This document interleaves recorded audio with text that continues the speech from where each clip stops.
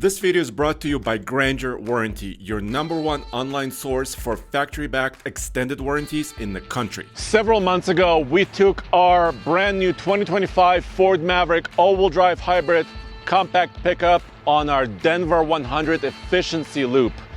We published a video, and soon after, Ford called us and they said, "You guys screwed up."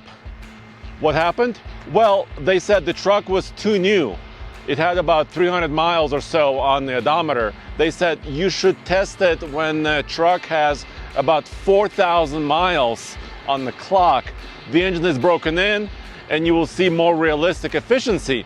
So I wanted to do this loop again and actually see, does breaking in a brand new engine matter that much for highway efficiency? So let's top off and I'll tell you a little bit more of a story, because we've owned this truck for what now, 4 months, and we've driven it in the city a lot as well. So let's top off. Let's do Denver 100 with the engine that's broken in. And let's take a look at this engine. It's a hybrid system. It's a 2.5 liter Atkinson cycle 4-cylinder gasoline engine, and it's combined with an electric motor. That's why you see a lot of these orange high voltage cables, and also a planetary gear set, continuously variable transmission, which actually has been beefed up for 2025 to offer more robustness, also offer all-wheel drive and higher towing capacity. And complete power output is 191 horsepower. Not a lot of horsepower, but should be a lot of efficiency.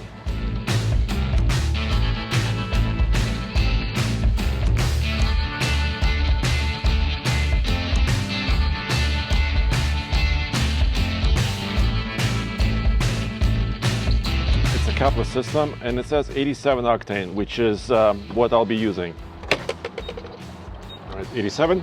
And the Maverick Hybrid actually has a relatively small fuel tank. It's about 14 gallons. And that sounds pretty tiny, but not to worry, because the MPG, the EPA rating is so high that you can get a lot of miles out of it. Let me show you the EPA sticker when we get inside.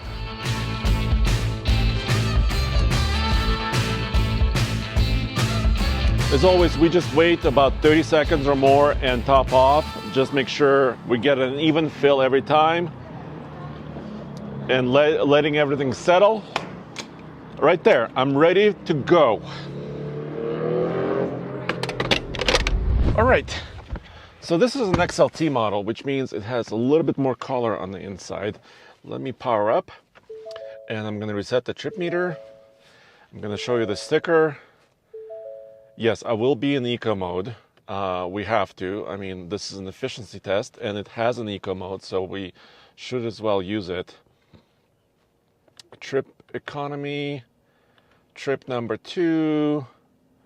I'm gonna reset it for this loop, and then we're gonna check it at the pump.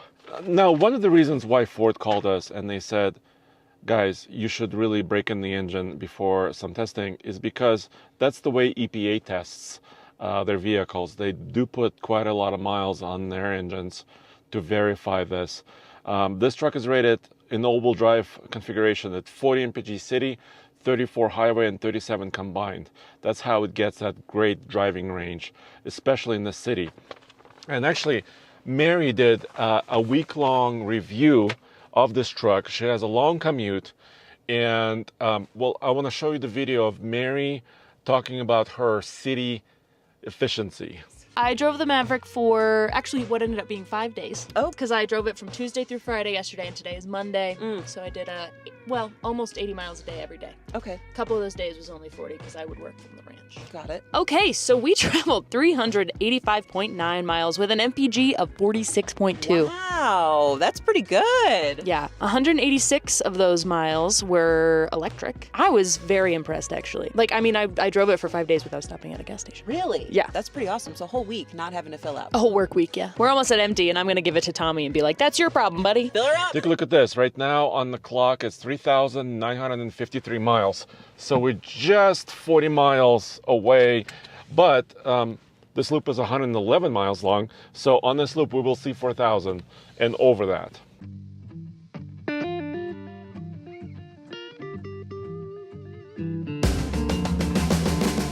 Mary got, according to the trip meter, over 46 MPG.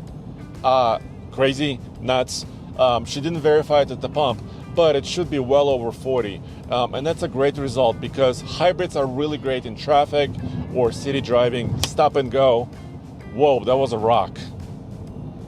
I don't think anything really broke. Hybrids are really great at stop and go. They can recoup some energy. I also have an Eco Coach gauge that I can show you. And I'm gonna set my cruise control right here at the speed limit, which is currently 65. We will also see about 75 miles an hour speed limits on this loop. This is a toll road all the way around Denver, Colorado. So it's mainly a highway efficiency loop.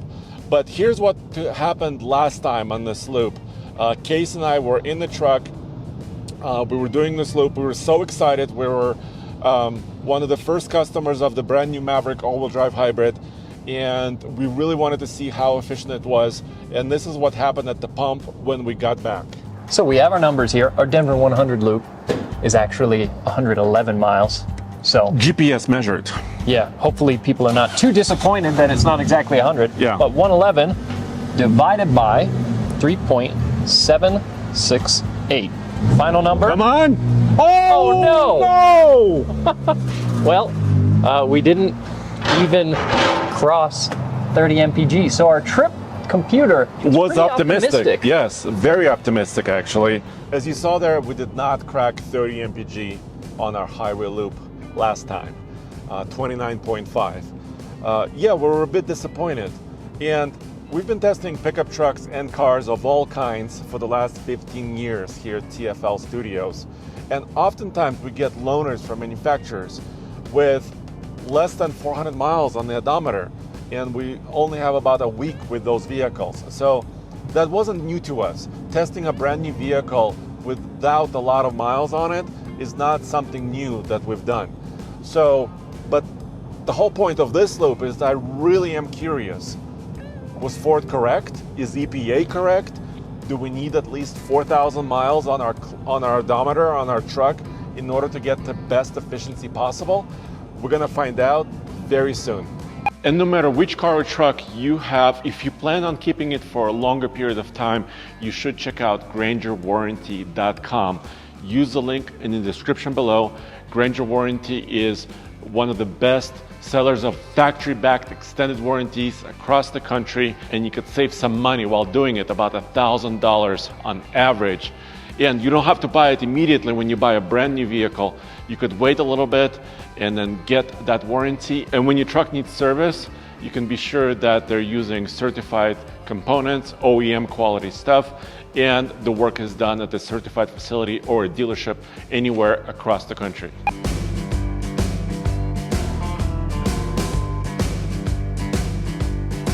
While we're still moving at highway speed here outside of Boulder, I wanted to give you an impression of what it's like on a road trip here at 65 miles an hour and what type of sound level we have. So if it's around 61 or 63 decibels, that would be pretty quiet. Let's see.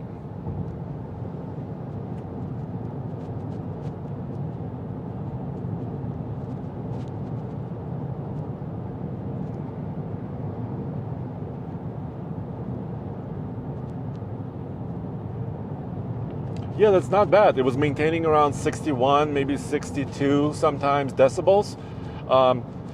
It depends on the road surface. If the road surface is a little bit rougher, you can kind of hear a little bit of tire noise.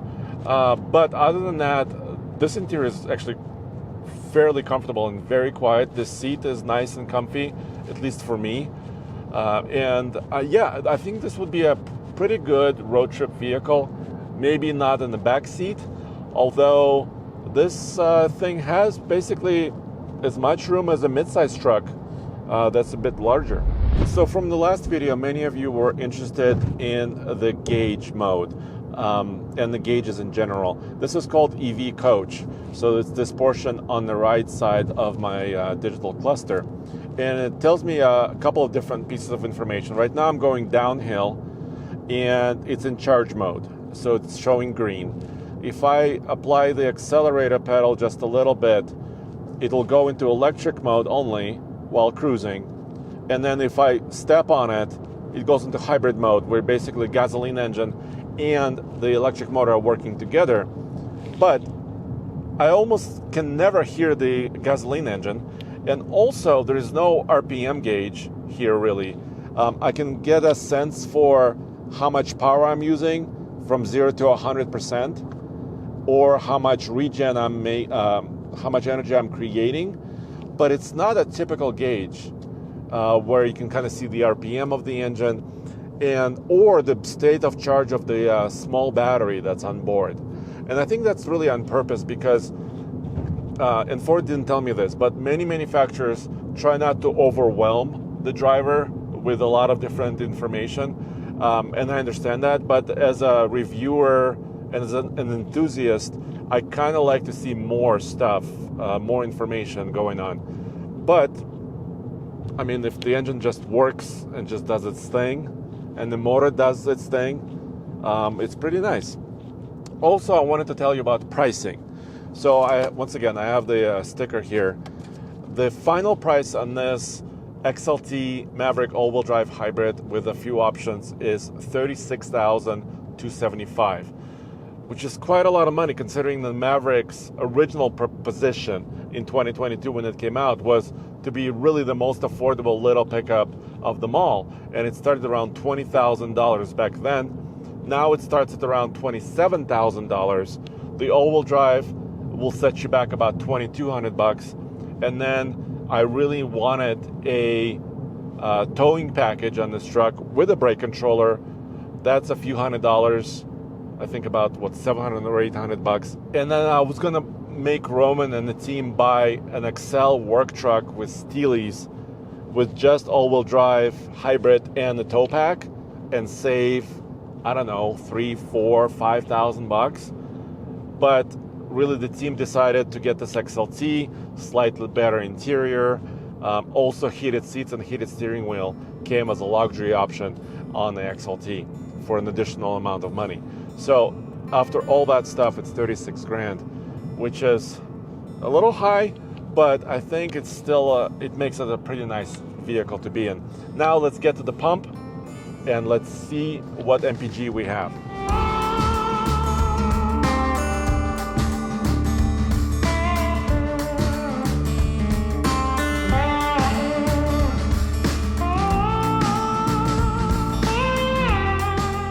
Check this out. So we completed the loop and the trip meter is saying 40.2 MPG.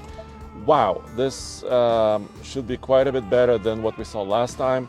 23.9 miles in all electric driving over the last, 100 and plus miles. We're still gonna use the GPS defined route of 111 miles just to keep it even between all vehicles that we test on this loop. Let me fill up and figure this out. All right, so today was a different day. Last time we did this in January, now it's April. The temperature was quite a bit warmer, and we used the heater last time inside to keep the cabin comfortable, and we used a little bit of air conditioning today. It was about, 73 degrees. So let's see what happens.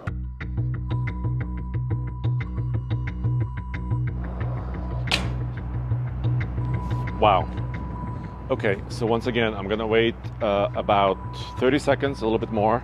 Just let everything settle and then top off. All right, let's top off. I can see already this was better than before. Actually, significantly better than before. So I used 2.656 gallons, almost $10. Fuel is fairly expensive here. Let's go calculate. Okay, so 111 mile loop, our standard, divided by 2.656 equals what? Cole, 41.8? I did not expect breaking in an engine to have this much difference, like 25% better efficiency or more. A little bit could be due to wind conditions or maybe weather, but this is incredible. on the highway at highway speeds. This loop took us about, an hour and 45 minutes. So we were averaging still pretty good high speeds. An hour and 48, including sitting here for a little while. And this is better than the trip meter. I'm flabbergasted. So Ford, thanks for calling us, letting us know this. Obviously, we always try to keep as many miles for these efficiency loops as possible. That's why we do a long loop as well. So this is pretty incredible. So yes, it's true. This is true for diesels. The longer the engine has time to break in, the more efficient it becomes. And it's true for hybrids. This is the most efficient pickup truck we've ever tested. We'll come back for more information and tests and videos at alltfl.com. I'll see you next time.